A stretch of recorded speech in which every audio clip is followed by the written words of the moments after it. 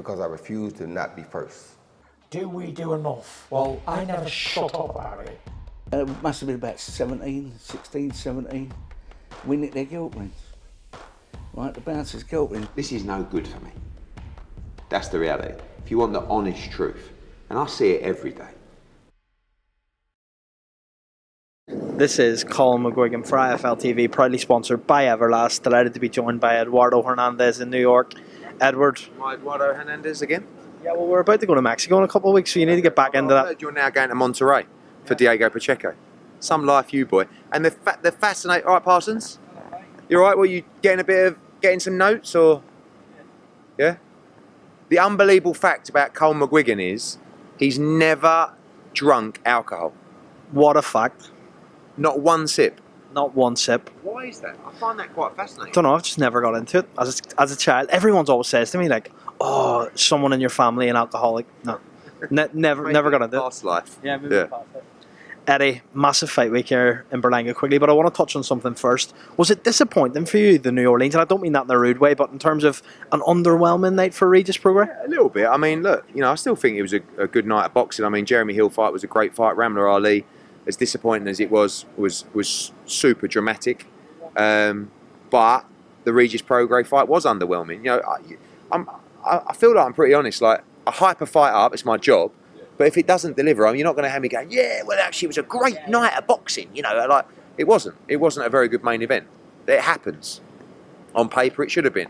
On paper, Robert Diaz is telling me that Zarilla's coming to fight. He's going to knock out Regis Prograis. I'm getting excited. And then he decides to, after the third round, just run the whole fight. So, disappointing. But Regis keeps his belt. And we're on to New York. I mean, look, not being funny. We've right had it off, haven't we? I mean, we're only a little promotional company from Essex. Get up there, my boy. Here we are, the Manhattan Bridge. We're at Madison Square Garden this weekend. We're loving life. Talk to me about this card this week. Berlanga Quigley, massive fight. A lot of pressure on Edgar Berlanga to perform because he needs to put in a dominating, explosive performance, right? Yeah, he does. Again, same thing. Loads of Matchroom hype, loads of Eddie Hearn hype, homecoming, right? Loads of media. Go and perform. Didn't work out for Regis last week. He was quite honest afterwards and said, probably felt the pressure a little bit. A lot of media, homecoming fight. So let's see what Edgar's made of. I think the danger for Edgar is he's been out of the ring for over a year. Jason Quigley just coming off a win. I think he's going to really like it at 168. He's got plenty of balls, Jason Quigley. And I think it's going to be a really explosive fight. Puerto Rico against Ireland. They're going to be drowned out, the Irish this time, not like Taylor Serrano. I'm not too sure. You will be. But massive crowd, massive attention, and he needs to make a statement. As well as that, I didn't touch on there, but Devin Haney, Regis Prograis, we've seen kind of it's been touted. Have you spoke to Bill Haney about this? Is there a possibility we'll see that next? Yeah, I spoke to Bill Haney in New Orleans, and Devin's going to come to New York to chat with me this week. Look, he's going to have a lot of offers. I think he's identified Regis Prograis as the fight that he wants. It's a chance for him to move up and become a two-division world champion. Like the good thing about last week is a lot of people are going to fancy their chances against Regis Prograis now, which is great because we want to make all those big fights. So, we've got Jack Catterall, Sam Jones is on me every day, and that's a great fight that we want to deliver for Jack as well. But we'll see what's next for Regis. We've seen Canelo Charlo rumoured to be announced for September 16th, I think. Do you know anything about that? Yeah, I know that obviously there's conversations going on. How close it is, I don't know. Reading between the lines, looks like it's the front runner for Canelo next. We're not really talking anymore about Bivol. I think that fight's dead for September. We've got a couple of other options, but I think by the sounds of things, that's the front runner. What are the options for Bivol then next, first of all?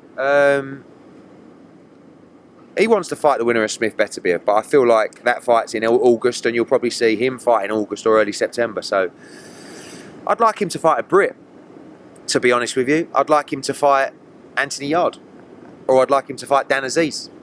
Is that a fight you believe that you can make next for Dimitri Bivol in, say, September, October time? Yeah, I think Dan Aziz is a free agent, as I understand, so we might be making him an offer to fight Dimitri Bivol. It's a great story. He's built himself up, British, Commonwealth, European champion. Anthony Yarde is a fight that I think is a tremendous fight for Dimitri Bivol, and he's earned his shot at another world title fight for that great performance against Beterbiev. So I think if we're looking at a British name for Dimitri Bivol, it's going to be Aziz or Yarde next. There's been some comments from Dillian Whyte that he wanted 10... Well, not comments from him, but rumours that he wanted 10 minutes. It's not true. It's not true. I saw that. Someone asked me a question on that. I actually forgot to go back to a member of the media. Dillian never asked for 10 million for that fight. We did make him an offer that it was... The answer was that's nowhere near enough money, but he never asked for 10 million for that fight. Do you believe that that fight is not going to be next for Anthony Joshua now? I believe that fight is not going to be next for Anthony Joshua. What is next for Anthony Joshua then? As you know, being in the car today, we're trying to close the fight this week. There's 2 or 3 opponents that we're looking at. I'm not going to tell you who they are, but we need to do it this week because, you know, I think Saudi definitely don't want us to fight in August, but we want to fight in August, and I think it would be good for his career to fight in August, so that is still the plan. There was a tweet from Victor Conte where he said that there was no drug testing whatsoever for Regis Prograis-Zorilla. Can you confirm or deny that? Yeah, it's not true. Both fighters part of the WBC testing, so there was VADA testing for that fight, and testing from the commission as well.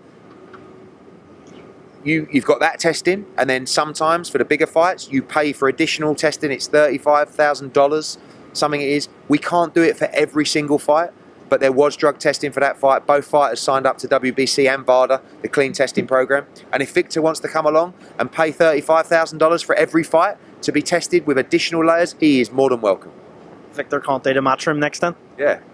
Why the money? We'll sign everybody up. There were some comments from Ben Shalom that Eubank Smith is still on. Do you believe that's the case? Because you said in my interview that it's virtually agreed between Conor Benn and Chris Eubank. Are you still of that opinion?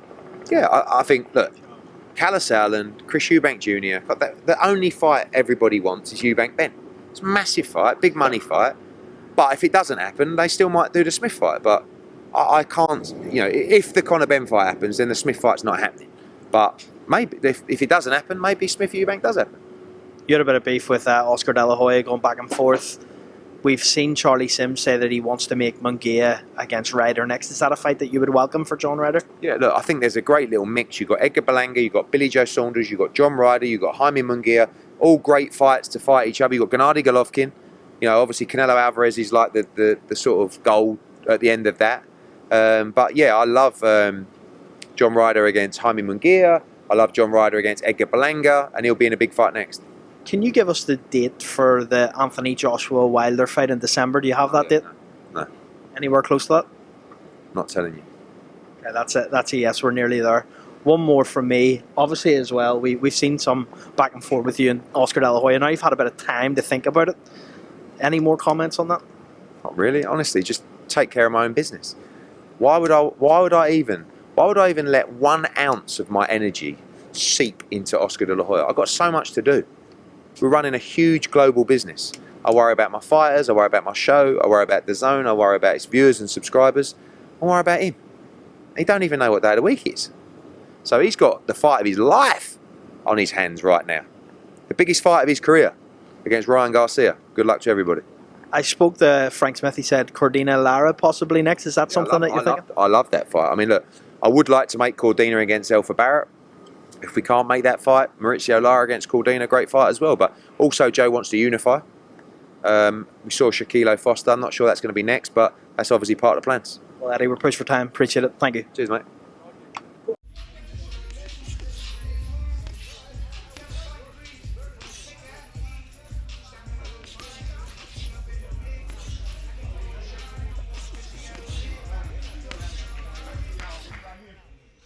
Because I refuse to not be first.